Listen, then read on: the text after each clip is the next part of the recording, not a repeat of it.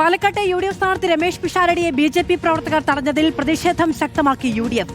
ബി.ജെ.പിക്ക് ജനം വോട്ടിലൂടെ മറുപടി നൽകുമെന്ന് കോൺഗ്രസ് നേതാക്കൾ പറഞ്ഞു. പാലക്കാട് കണ്ടത് ബി.ജെ.പിയുടെ അസഹിഷ്ണുതയെന്ന് മുഖ്യമന്ത്രി പ്രതികരിച്ചു.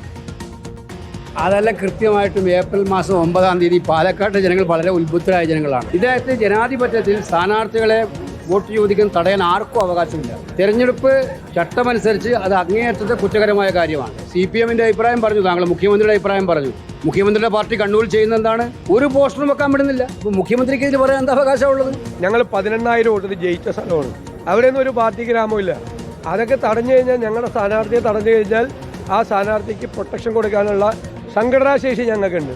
അതുകൊണ്ട് BJP-ക്കാർ വേണ്ടാത്ത പണിക്കൊന്നും ഇറങ്ങണ്ട. ഞങ്ങൾ പ്രൊട്ടക്ട് ചെയ്യും ഞങ്ങളുടെ ക്യാൻഡിഡേറ്റിനെ. ഏതെങ്കിലും ഒരു കൂട്ടർക്ക് മറ്റൊരു സ്ഥാനാർത്ഥി പ്രചരണം നടത്താൻ പാടില്ല എന്ന് പറയാൻ പറ്റുമോ? തടയാൻ പാടുണ്ടോ? ആ പിഷാരടിയെ തടഞ്ഞില്ലേ? ആക്രമിക്കാൻ ശ്രമിച്ചില്ലേ? ആക്രമണം BJP-യുടെ സ്വതവേയുള്ള ലൈനാണല്ലോ.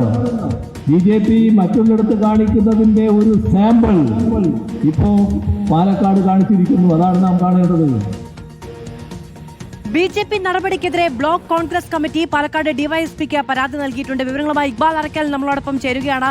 ഇക്ബാൽ, വലിയ പ്രതിഷേധമാണ് കോൺഗ്രസിന്റെ ഭാഗത്തുനിന്നുണ്ടാക്കുന്നത്. മുഖ്യമന്ത്രിയും ബി.ജെ.പിയുടെ അസഹിഷ്ണുതയുടെ പ്രകടനമാണ് ഇത് എന്നത് വ്യക്തമാക്കുകയാണ്. കോൺഗ്രസ് ഈ വരും ദിവസങ്ങളിലും ഇതൊരു വലിയ പ്രചാരണ ആയുധം കൂടിയാക്കി ഉപയോഗിക്കാനുള്ള തീരുമാനത്തിലാണോ? മാധു, ഇന്നലെ വൈകിട്ടാണ് പാലക്കാട് വടക്കന്തറയിൽ വെച്ച് വോട്ട് ചോദിക്കാൻ വേണ്ടി എത്തിയ സമയത്ത് രമേശ് പിഷാരടിയെ BJP പ്രവർത്തകർ തടഞ്ഞത്. പാലക്കാട് മുനിസിപ്പാലിറ്റിയിലെ BJP അംഗമായിട്ടുള്ള സിന്ധു രാജന്റെ നേതൃത്വത്തിൽ BJP പ്രവർത്തകർ പിഷാരടിയെ തടയുകയായിരുന്നു. സ്ത്രീവിരുദ്ധ പരാമർശങ്ങൾ പിഷാരടി നടത്തി. അത്തരത്തിൽ പരാമർശങ്ങൾ നടത്തിയ ആളെ വോട്ട് ചോദിക്കാൻ തങ്ങളുടെ നാട്ടിലേക്ക് പ്രവേശിക്കാൻ അനുവദിക്കില്ല എന്ന് പറഞ്ഞുകൊണ്ടായിരുന്നു ഇത്തരത്തിലൊരു നടപടി വന്നത്. ഏതായാലും ഈ വിഷയത്തിൽ വ്യാപകമായിട്ടുള്ള പ്രതിഷേധങ്ങൾ ഇന്നലെ മുതൽ തന്നെ ഉണ്ടായിരുന്നു. മുഖ്യമന്ത്രി ഉൾപ്പെടെയുള്ള ആളുകൾ BJP-യുടെ ഇത്തരത്തിലുള്ള നടപടിയെ അപലപിച്ചുകൊണ്ട് രംഗത്തേക്ക് എത്തുകയും ചെയ്തിരുന്നു. ഇപ്പോഴാ അതിന് പിന്നാലെ കോൺഗ്രസ് ഈ വിഷയത്തിൽ നിയമ നടപടിക്ക് ഒരുങ്ങുകയാണ്. പാലക്കാട്ടെ കോൺഗ്രസ് ബ്ലോക്ക് കമ്മിറ്റിയുടെ നേതൃത്വത്തിൽ ഇപ്പോൾ ഈ BJP പ്രവർത്തകർക്കെതിരെ നടപടി ആവശ്യപ്പെട്ടുകൊണ്ട് ഒരു പരാതി നൽകിയിരിക്കുകയാണ്. പാലക്കാട് DYSPക്കാണ് ഇപ്പോൾ പിഷാരടിയെ ഈ BJP പ്രവർത്തകർ തടഞ്ഞു നിർത്തി ഭീഷണിപ്പെടുത്തിയെന്ന് കാട്ടി പരാതി നൽകുകയും ചെയ്തിട്ടുള്ളത്. എത്രയും പെട്ടെന്ന് ഈ BJP പ്രവർത്തകർക്കെതിരെ നടപടി വേണം എന്നുള്ളതാണ് കോൺഗ്രസിന്റെ ആവശ്യം.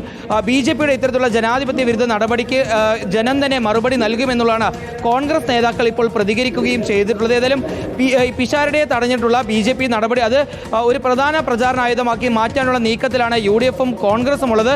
ഏതായാലും ഈ വിഷയത്തിൽ വലിയ പ്രതിസന്ധിയിലായിട്ടുള്ള BJP പിഷാരടി ഈ സ്ത്രീവിരുദ്ധ പരാമർശങ്ങൾ നടത്തി എന്നുള്ളത് പ്രചരിപ്പിക്കാനുള്ള നീക്കത്തിലാണ്. ഇക്ബാൽ അറക്കലാണ് വിവരങ്ങൾ നൽകിയത്. എന്തായാലും പാലക്കാട്ടെ രാഷ്ട്രീയം വീണ്ടും ചൂടുപിടിക്കുകയാണ്. പിഷാരടിയുടെ പ്രചാരണത്തെ തടഞ്ഞതുൾപ്പെടെയുള്ള കാര്യങ്ങളെ ചുറ്റിപ്പറ്റി BJP കുത്തിത്തിരിപ്പുണ്ടാക്കാൻ ശ്രമിക്കുകയാണെന്ന് പാലക്കാട്ടെ യു.ഡി.എഫ് സ്ഥാനാർത്ഥി രമേശ് പിഷാരടി.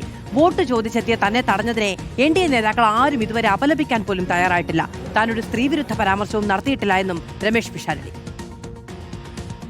BJP എന്തെങ്കിലും തരത്തിലുള്ള ഒരു ചെറിയ കുത്തിത്തിരിപ്പുണ്ടാക്കുകയും അതൊരു അങ്ങോട്ടും ഇങ്ങോട്ടുമുള്ള പ്രകടനവും പന്തം കൊളുത്തി റോഡിലേക്ക് ഇറങ്ങലും ഒക്കെയുള്ള പരിപാടികളായി മാറുകയും യാതൊരുവിധ സ്ത്രീവിരുദ്ധതയും പറയാത്ത ഞാൻ സ്ത്രീവിരുദ്ധത പറഞ്ഞു, അതുകൊണ്ട് അമ്മമാർ തടയുന്നു എന്ന് പറയുന്നു. ഇവിടുത്തെ NDA അതൊരു മോശമായി പോയ കാര്യമാണെന്ന് എവിടെയും പറഞ്ഞ് ഞാൻ കേട്ടില്ല.